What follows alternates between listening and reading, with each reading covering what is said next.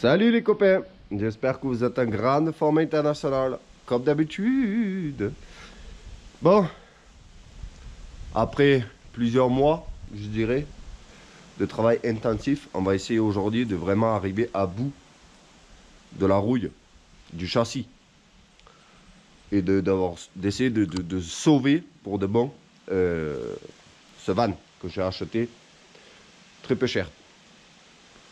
Et pendant qu'on va bosser, on a EcoFlow qui avait bien aimé la première vidéo qu'on avait fait, où on avait testé un petit peu le Delta 1. Et ils m'ont envoyé le Delta 2. Et ben on va l'utiliser pendant qu'on va bosser. Comme ça, on va voir un petit peu quelles sont ses capacités, à défaut de pouvoir aller camper avec. Et puis moi, c'est surtout, il va me servir pour bosser, tu vois, quand je vais me déplacer, parce que moi, je peux pas rester tranquille sans rien faire. Donc je vous le présente vite fait avant qu'on attaque, juste histoire de vous montrer un petit peu ce de quoi il est capable de faire. On va le mettre un petit peu à la lumière malgré qu'il fasse pas beau.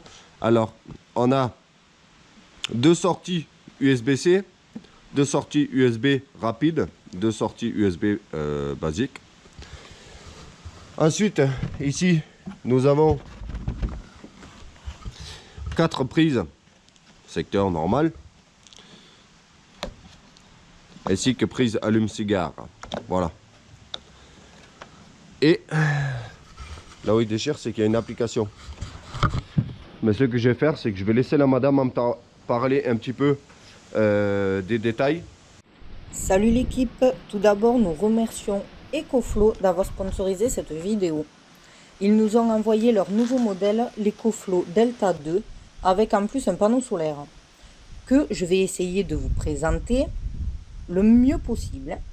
Le modèle EcoFlow Delta 2 constitue une solution d'alimentation pratique, écologique, pour toute la famille, à tout moment et partout.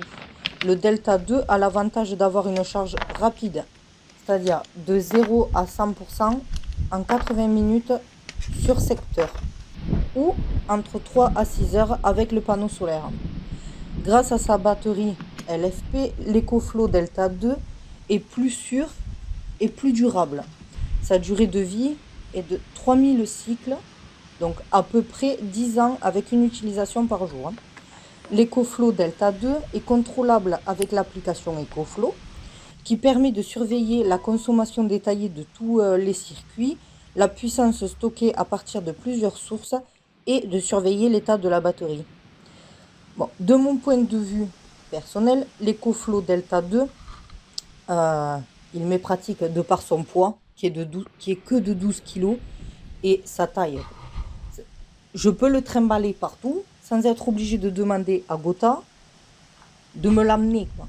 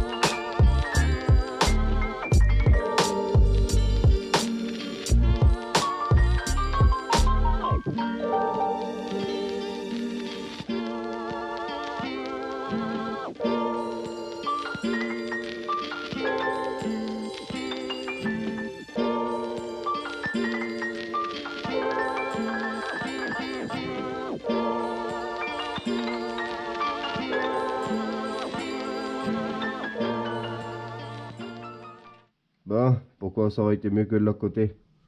Donc on a là-haut. On a au même point ici. Hein, autour de la fixation du conduit de frein. Hein, ça a vraiment bousillé des deux côtés. Mais le pire, je crois que c'est ici. Voilà. Là j'ai tout découpé. Et j'ai essayé d'atteindre. Alors c'est pas fait exprès hein, que ce soit en pic, c'est que j'arrive pas à passer avec la disqueuse. Et j'essaie d'atteindre en fait de la tôle soudable. Voilà. Tant que c'est pas soudable, ben, j'essaie de continuer à découper, tu vois. Parce que sinon, ben, ça sert à rien. Donc je vais traiter le max que je peux derrière, nettoyer. Je soude une nouvelle tôle. Et le tout avec l'EcoFlow là-bas pour l'instant. Hein. C'est vraiment excellent. Alors là, je suis à la maison, donc j'en ai pas vraiment besoin. Mais étant donné qu'on va partir avec ce van et que moi je peux pas rester tranquille une journée, il va me sauver littéralement la vie, tu vois, cet EcoFlow. Je vais pouvoir balancer mon panneau solaire au soleil. Là, il commence à être un petit peu à l'ombre. Ça va charger. Et pendant ce temps-là, moi je pourrais jouer avec ma disqueuse, tout le bordel que je peux jamais m'empêcher de bricoler, tu connais, tu vois. Et vu qu'on n'aura pas l'électricité, on n'aura pas l'électricité comme à la maison, je vais pouvoir bricoler, jouer, charger l'ordinateur, faire mon bordel, vous balancer des vidéos. Ça va être terrible. Et l'histoire de l'application, c'est vraiment bien. Parce que comme ça, si tu laisses l'éco flotter en train de charger et tout, tu n'es pas obligé d'aller t'en occuper. Tu regardes vite fait sur le téléphone, tu vois que ça charge. Et voilà. Genre, tu es dans le van, tu vois. Et ben tu peux regarder à distance sans te lever, aller voir. Ouais, c'est terrible, terrible. Allez, je découpe un morceau par là et on va commencer par ça, on va faire par étapes parce que si j'entame tout d'un coup, ça va être insurmontable. C'est pas facile la vie d'artiste. Maintenant, je brosse tout ça, je passe un coup de zec et je bouge tous les contours de soudure, tu sais. Parce que j'ai pas full soudé. Et imagine si je devais full souder tout ce que j'ai fait sur le camion, tu vois. Il m'aurait fallu être sponsorisé par le fil fourré, tu sais. À 30 € le rouleau, j'aurais eu besoin, je sais pas moi, au moins 10 rouleaux. Puis c'est pas comme ça que ça marche. Allez, je continue.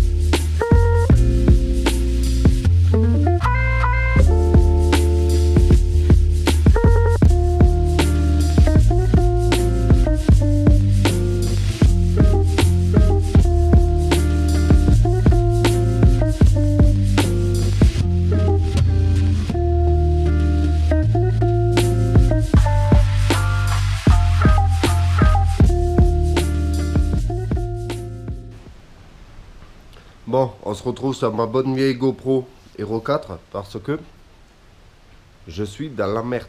Alors, je vais essayer de te faire court. J'ai filmé la vidéo sur l'EcoFlow, ici. Enfin, je suis en train de filmer. J'ai filmé du motocross, tout ça. Tout était sur ma GoPro Hero 7 ici. Au moment de la connecter à l'ordinateur, impossible de trouver les fichiers, machin. Alors qu'il y en a hein, dans la GoPro. Je passe des heures à tâter des trucs, machin, ça reconnaît bien que je connecte la GoPro, mais ça veut pas transférer les fichiers, tu vois. Je me dis, c'est pas grave, je me lave mes micro SD dans l'autre GoPro. Et ça me dit qu'il y a plein de médias et tout. Et impossible de les ouvrir, impossible d'y avoir accès. Donc pour faire court, la GoPro, elle merde tout le temps. Et ben, la micro SD aussi, malgré que ce soit une micro SD de grande marque, très cher. Et bien là j'ai réussi difficilement à me connecter en Wi-Fi. Et en Wi-Fi j'arrive à voir les fichiers. Donc j'essaie de les télécharger sur mon téléphone pour ensuite pouvoir les transférer sur l'ordi. Et à ce moment là je peux me permettre de tout remettre à zéro, tu vois. Mais si je remets tout à zéro là, je perds tout. Et potentiellement tout est perdu. Donc il y a tournage motocross, il y a tournage EcoFlow, tout se trouve là-dessus.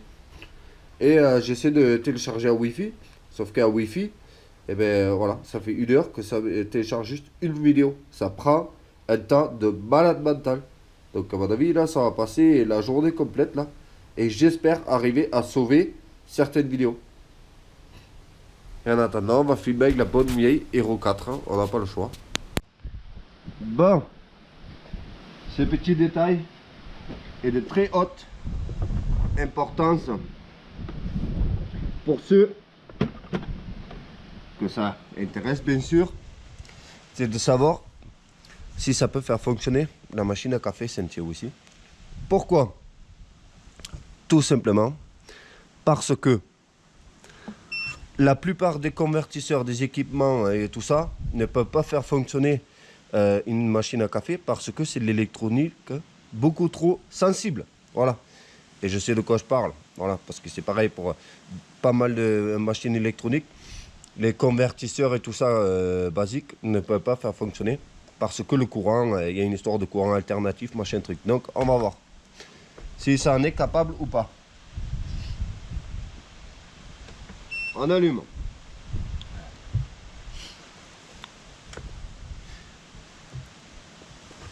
On allume. Pour l'instant, ça clignote. Donc vu qu'il y a beaucoup de vent, je vais laisser clignoter le temps que ça chauffe. Je vais mettre ici ma tasse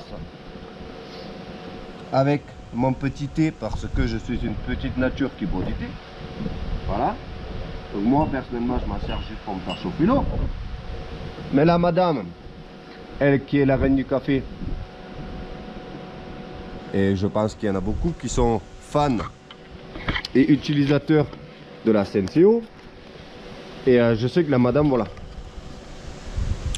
si elle peut pas avoir sa Senseo pour se faire ses 430 cafés par jour, eh bien ce n'est pas possible, tu vois. Donc tu vois bien, tu es branché là, ça a fini de clignoter. Moi j'appuie ici, et le chat, on n'a pas besoin de toi pour faire un café, non? Et tu vois, ça fonctionne.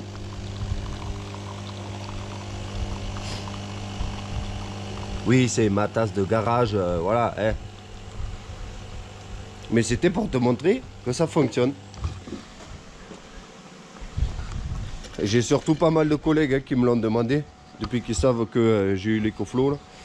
Ils me disent c'est vraiment la question qui peut être, tu sais, le butoir. Non, mais ne monte pas sur le camion. Allez, pchit, tu vas pas aller de monter, non? La question qui peut vraiment faire basculer si oui ou non on achète. Ils me disaient branche la Senseo et dis-moi si ça fonctionne. Parce que eux, dans leurs installations, la Senseo ne marche pas. Voilà. Mais tu viens de le voir, ça fonctionne et ça réchauffe encore pour un deuxième café.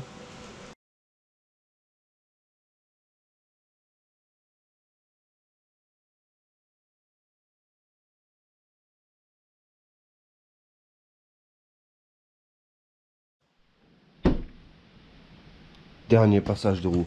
Alors je sais que la lumière ça a tendance à faire blablabla. Des fois ça se stabilise, des fois ça veut pas trop, tu vois, ça. C'est la vie. J'ai pas trouvé de solution miracle et j'ai pas forcément cherché non plus parce que bon on arrive quand même à voir, tu vois. Donc ici j'ai reconstruit. Donc nous avons une plaque ici, une plaque derrière parce qu'il y a une espèce de creux derrière là, trop con, où ça peut bien s'infiltrer, tu vois, l'humidité et tout. Donc on a reconstruit là, et on a reconstruit, enfin reconstruit, ici on a vraiment ajouté un petit morceau à ce niveau là, tu vois. Et ce passage de roue là était relativement surmontable. Bon heureusement parce que c'était le dernier. Hein. Donc en théorie, nous avons terminé. Bon ça c'est en théorie parce que forcément c'est bon quand même quand c'est noir comme ça dedans, même si tu vois pas beaucoup. Donc ouais, c'est en théorie parce que forcément, moi j'ai fait ce que je peux voir en bossant par terre avec un cric, tu vois. On est quand même relativement limité. Et voilà, ce que je voudrais faire maintenant, c'est essayer de préparer pour le présenter au contrôle technique. Alors, ça ne veut pas dire qu'il est fini, hein, parce qu'on a toute la carrosserie à faire. la révision mécanique et tout, machin. Mais, compte tenu de tout le travail que j'ai fait sur le châssis, avant de trop m'enflammer, en fait, je voudrais l'amener au contrôle technique pour m'assurer que déjà, j'ai pas oublié des endroits et que le travail que j'ai fait soit suffisant. Voilà. Parce que, imagine, là, je continue, je m'attaque au reste et je m'enflamme, tu vois. Et au final, je me pointe au contrôle, ça va pas, tu vois. Donc, je vais essayer de mettre un petit peu les chances de mon côté avec les ampoules, les lumières, les machines, tu vois, pour pas débarquer non plus avec n'importe quoi. Et je vais essayer de me présenter au contrôle tel qu'il est là, pour vraiment être sûr que niveau châssis, on n'est pas loupé tu sais, qu'il n'y a pas des grosses surprises ou qu'on ait loupé des trucs, parce que ben, c'est forcément compliqué. Après, il y en a qui ont râlé la dernière fois, qui ont dit ouais, tu ferais mieux d'acheter un pont au lieu d'acheter plein de merde et tout, machin. Alors, comme je te dis, c'est prévu depuis un moment, mais Rome ne s'est pas fait en un jour, tu vois. Et déjà, le carport là, ben, il n'est pas fini. Il faudrait le fermer, l'isoler et tout pour cet hiver, parce que sinon, il n'y aura pas de vidéo. Enfin, il n'y en aura pas beaucoup, du moins. Et de toute façon, même si je venais à mettre un pont, c'est prévu pour des voitures, c'est pas prévu pour des fourgons. Donc là, bah, avec un pont, tu peux le lever à tout péter 50 cm, tu vois. Donc ça n'aurait pas servi à grand chose pour ce genre de véhicule. Donc c'est prévu, mais ça coûte extrêmement cher. Ou sinon, le problème, c'est que quand j'en trouve d'occasion, ben, le transport, quoi. Ça pèse une tonne, donc je sais pas comment je vais le déplacer. Bref, j'espère que la prochaine vidéo, ça va vraiment être, je vais louer des plaques et je vais le présenter au contrôle technique. Et je vous avoue que compte tenu de la tonne de travail que j'ai fait, j'ai peur. J'ai vraiment peur. Là, ce coup-ci, c'est vraiment la vraie peur, tu vois. Parce que c'est beaucoup d'investissement en termes de travail, là. Donc j'aurais vraiment rêvé qu'ils me disent, ah ben c'est tout bon, tu vois. Là, je serais sur le cul. Enfin, je serais sur le cul, non. Je serais content. Voilà, je me dirais, t'as bien bossé, tu vois. Bref, merci à tous d'avoir regardé. Je vais potentiellement éternuer là tout de suite. Il y a madame qui trouve le moyen de klaxonner alors qu'on filme. Elle me voit avec la caméra et elle klaxonne quand même, tu vois. Aucun respect chez Gotha. Bon, quand la madame me dit que c'est l'heure d'aller se reposer et que j'ai dit oui, tu peux y aller, va aux courses, je vais me caler. Et que finalement, je me dis, ah, allez, vite fait, je m'occupe quand même des passages de roue là. Donc là, j'ai fini. Tu sais, commencer vite fait la rouille, traiter. Passer un petit coup de blanc, manière, tu vois, en mode rafistolage. Un jour, on le peindra, mais entièrement. Là, c'est histoire, tu vois, de dire. Donc, juste avant de clôturer cette vidéo, merci quand même à EcoFlow de m'avoir fait confiance et de m'avoir équipé du Delta 2. Ça fait super plaisir. Donc, la moindre des choses, c'était de le présenter le mieux qu'on pouvait, compte tenu des conditions dans lesquelles on se trouve. Donc, voilà. C'est sympa de m'avoir fait confiance et de m'avoir envoyé ça en contrepartie d'une petite présentation en vidéo, tu vois. Et c'était la moindre des choses, voilà. Merci à tous et je vous dis à la prochaine. Portez bien, salut, ciao.